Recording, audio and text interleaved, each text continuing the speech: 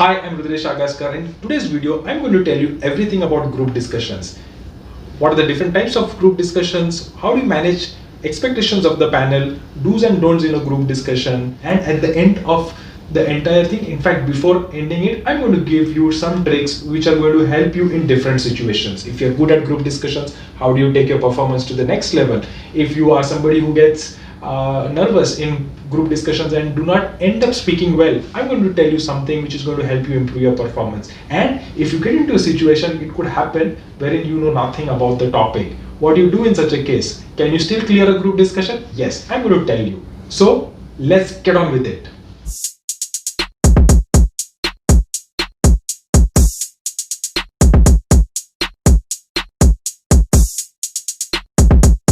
Before we start, let me tell you that in today's video, I'm going to tell you a lot of important things. So my suggestion is that you do not skip the video and watch it completely till the end. Because if you skip the parts, you may miss out on something which is very important, which is going to form the base of your understanding of group discussion and is very critical for you to successfully clear all the GDs. Okay, so having said that, let's start. For people who may not be knowing, most of you would know, but a GD is a process which, like I said earlier, companies conduct this process to shortlist students. This is the first round of process. How does it normally happen? It is normally conducted for a span of 10 to 15 minutes in a group of 10 to 12 people. That's the normal, but there could be aberrations. Sometimes you could see a larger number or a smaller number depending on the situation. So companies group such students and then they give them a topic. Okay, a random topic. Once the group gets the random topic, then the panel gives the group some time to think about the topic, make their notes if they want to, and then the group starts discussing. After the end of the discussion, the group goes out and the panel decides who do they want to shortlist and who they do not want to shortlist. So that's that. About 10 to 15 minutes the students have, and they don't even know, on what basis they are getting shortlisted. But I can tell you exactly what the panel expects from the students and how can you match their expectations so as to clear the group discussion. But for us to understand that, we will have to look at various types of group discussions.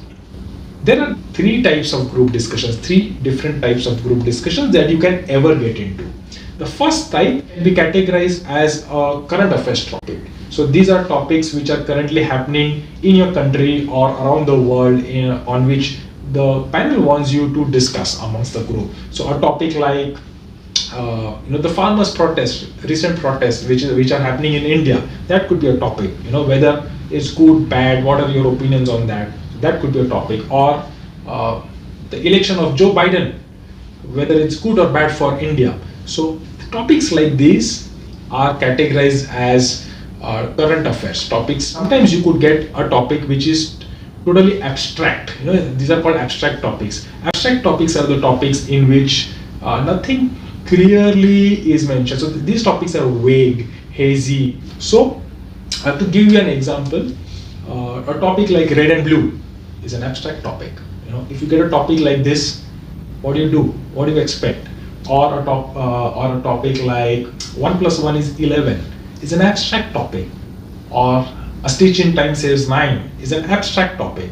Third category of group discussion is category in which a company could give you a case, a business case, and give you time to think about the case, read the case, and after you have finished reading the case, ask you to discuss about the case. Now, why am I telling you this is because depending on what the company is wanting to check in the candidates, they can give you different kinds of topics. So normally when current affairs is given, what is it that the company is trying to check in candidates? The company is trying to check how good somebody can communicate. What are the articulation capabilities of someone? How is somebody in groups, working in groups? Is somebody assertive or aggressive? These are the kind of things. How well read somebody is. These are the kind of things that a company normally checks when they give topics which are categorized under current affairs. So we should know that. So if you get a topic related to current affairs, this is normally what they are going to be looking for. Now, if you get a topic which is abstract in nature, okay, red and blue, okay, which is different. Okay, so now what do you think are the people who are on panel wanting to check in candidates. They're definitely going to want to check on all the parameters that I talked about in current affairs. So your communication capabilities, your assertiveness, and how you deal with groups, etc. All of that, plus how creative your mind is, how innovative you are, or are you out of box thinker? Maybe that is what is required for the job role, and because of which they are giving you an abstract topic, or maybe because the a panelist likes abstract topics. But these are the kind of things that they look for. So once you know that these are the things that they are going to be checking, then you can adapt yourself, mold accordingly, and perform in an interview. So in such interviews, normally one should not give up. Okay, be creative, think outside of the box. Okay, so for example, red and blue. What can you talk about red and blue? Apart from red and blue being colors that we use, okay, to draw on canvas, there are a lot of things that you can talk about red and blue. Now, if I have to think on my feet, I can talk about red as the color of Manchester United and blue as color of Chelsea. These are two champion teams which play football. So can you relate it with that? Or maybe red and blue as colors of Coke and Pepsi. Okay, so or red as a color which some brand uses, or blue as a color which some other brand uses. What does the color signify, etc. So there are so many things that you can talk about on abstract topics also. Now, what about the third area, which is business case? Now, a lot of companies, when they come in for critical roles, could end up giving you business cases, okay, in which you could probably have a case, and at the end of the case there could be some questions, or there could be no questions. So what do you discuss? What is expected out of you?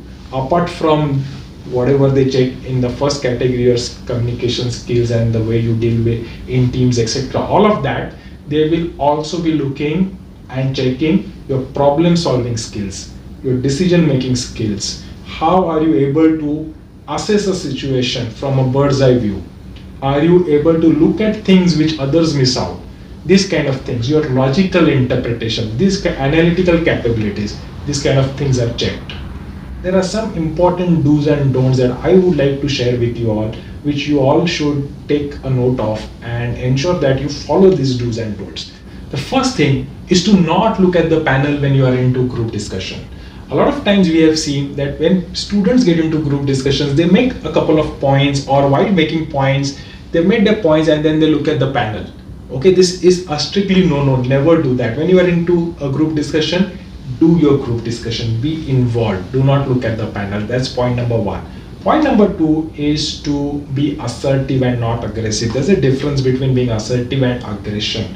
Okay. Point number three, never ever be abusive in a group discussion or use colloquial language. So things like I'm gonna, never use that. So I want to, okay, I'm going to.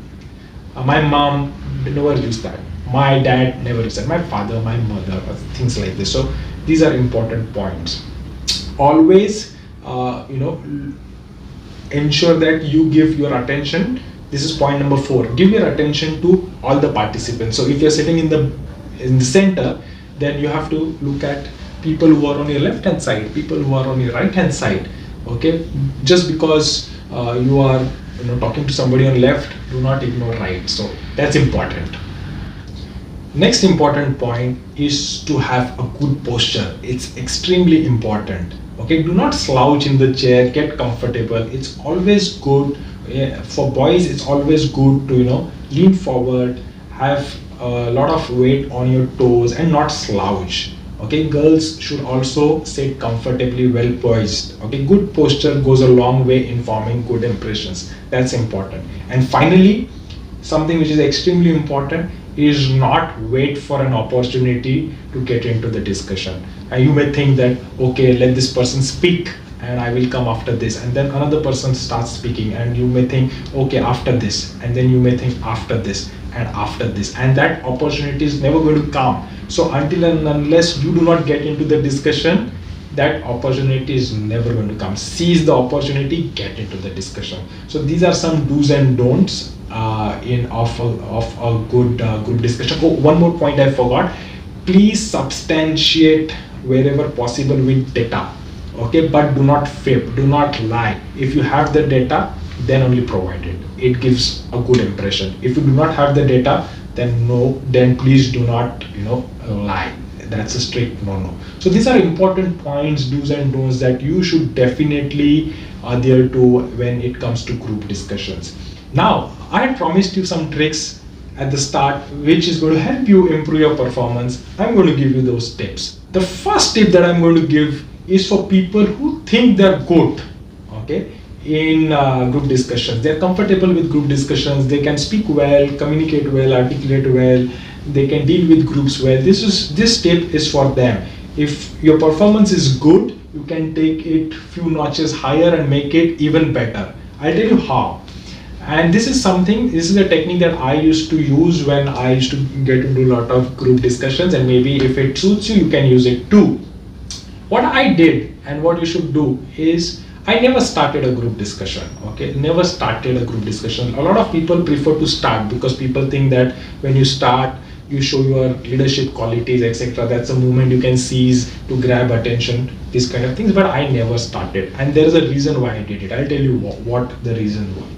So whenever discussion started, I used to take about 60 to 90 seconds, time off, before I could get in, and I used to observe what people are saying and make notes. Okay, making notes in terms of whether somebody is agreeing to something. So normally in group discussions, whether you agree, don't agree, what are your thoughts? So what is the stand that people are taking is what I used to notice. So for example, in a group of 10, there are 6 people who are agreeing to something. 2 people have not even spoken as of yet, and 1 person is disagreeing. If that is the ratio, then I would take a different stand, okay, a contrarian viewpoint. I would disagree. If they are agreeing, I would disagree. The reason why I used to do this is because, you may have guessed it right. The reason why I used to do it because if 6 people are agreeing and only 1 has disagreed, I would want to disagree, because every time they are going to throw a point in, the point is going to be filtered by either the other person or me. Okay, so the maximum opportunities, the maximum time, the spotlight is going to be on me as against the 6 of them. When it comes to them agreeing on something, all the time is going to get divided in 6 of them.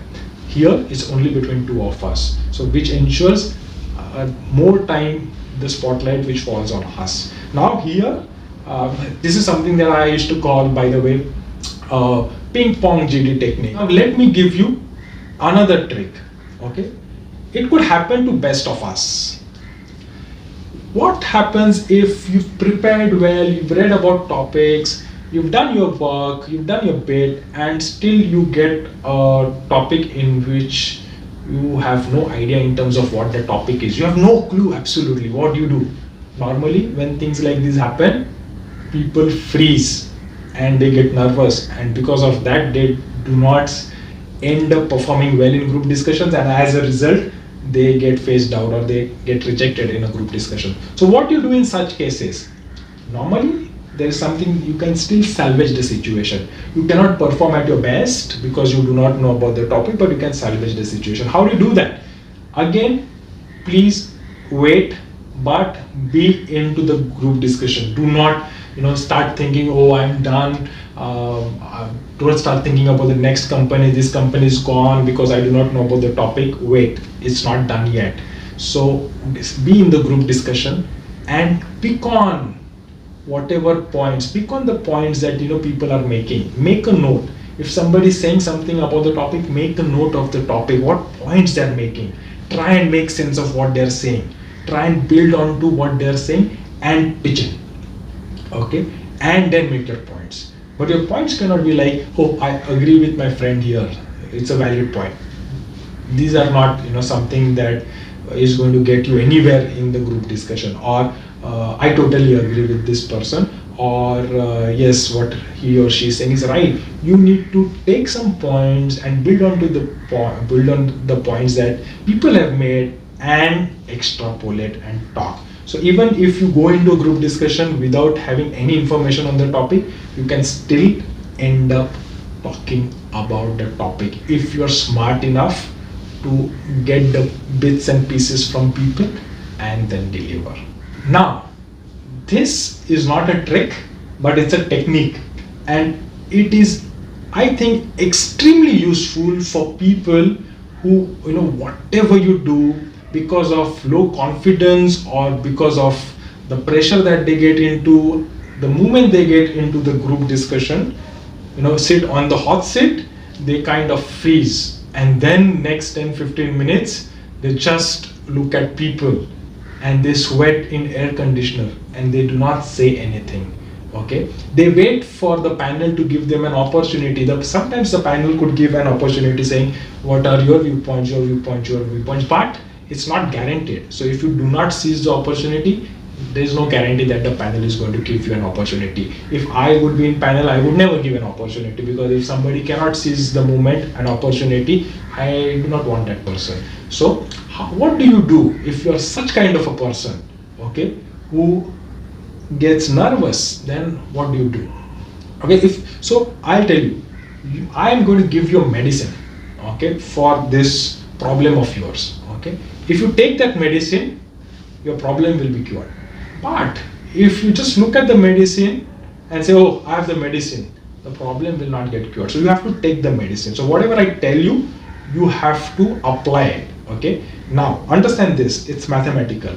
Normally a group discussion is normally for 10 to 15 minutes and 10 to 12 people. So let's assume 10 minutes and 10 people. So if the group discussion is for 10 minutes and there are 10 people, then on an average, each person should ideally get 1 minute of talking. But it does not really work like that, because some people will talk more, some people will not talk at all, etc. But on an average, it should be 1 minute. So if you speak for more than 1 minute, so let's say 2 minutes, which means you've got more focus on you. So, and this is applicable for everyone to understand that this is how it works. So if you speak for 2 minutes, that means the panel has paid more attention on you compared to somebody else in the group. Now, as somebody who is a little less confident in group discussions, you should go and give yourself targets.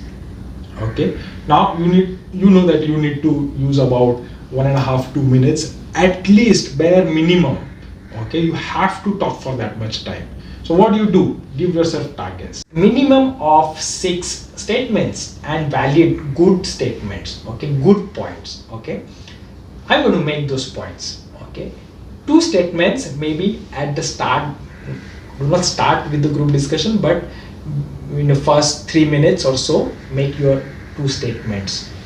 Then 2 statements between 5th and 7th minute, 2 more statements. You come into the discussion and make those statements. These statements could be simple, the choice of words, the choice of statements, the complexity of statements could be simple. So there could be people who are not comfortable with their English language or grammar or communication skills.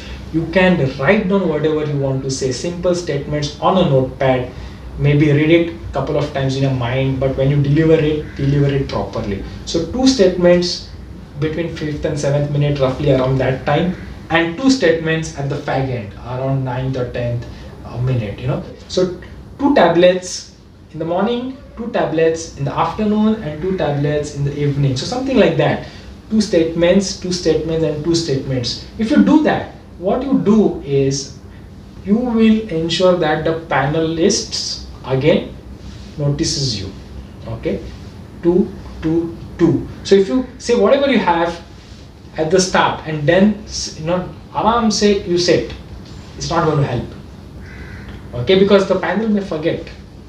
But if you constantly come into the discussion, it's going to help you. Now, naturally, it does not come naturally to people who are scared in interviews. But if you give yourself this target and you say, I'm going to do this no matter what. So when you get into a group discussion, that should be a target. On your notepad, you should write down 6 statements, 2, 2, 2. Okay, build your points and make those points. If you are worried, or if you do not have new points, maybe build on points of somebody who already said something, but make those points. It's criminal to get out of a group discussion without having said anything.